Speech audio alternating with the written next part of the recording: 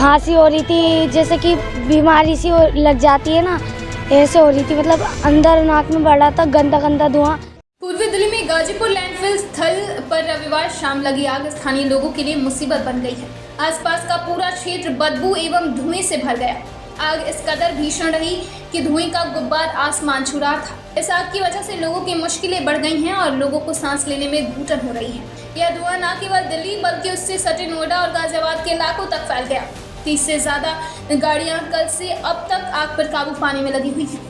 पूरी रात आग को बुझाने के लिए रेस्क्यू ऑपरेशन चला है, लेकिन अभी तक आग पर काबू नहीं पाया जा सका है और कई हिस्से अभी भी धधक रहे हैं। फायर ब्रिगेड की 30 से ज्यादा गाड़ियां आग पर काबू पाने की कोशिश कर रही हैं। इसके अलावा अन्य उपकरणों की भी मदद ली जा रही है। दरअसल राष्ट्रीय राजधानी दिल्ली के गाजीपुर और भलसवा जैसे प्रमुख लैंडफिल साइट्स में आग लगना कोई नई बात नहीं है।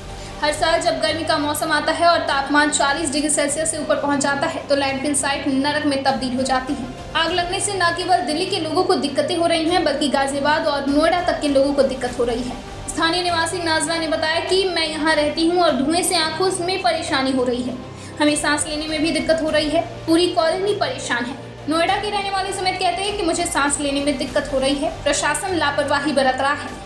बहुत ज़्यादा समस्याएं हैं यहाँ पे। जो आसपास रह रहे हैं उनके लिए बहुत बड़ा इशू है।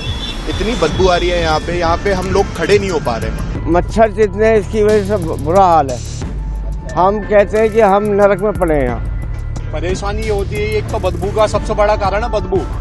मतलब रात को ये दिख भी नहीं रहा था खत्ता, इतना प्रदूषण फैल रहा था सुबह।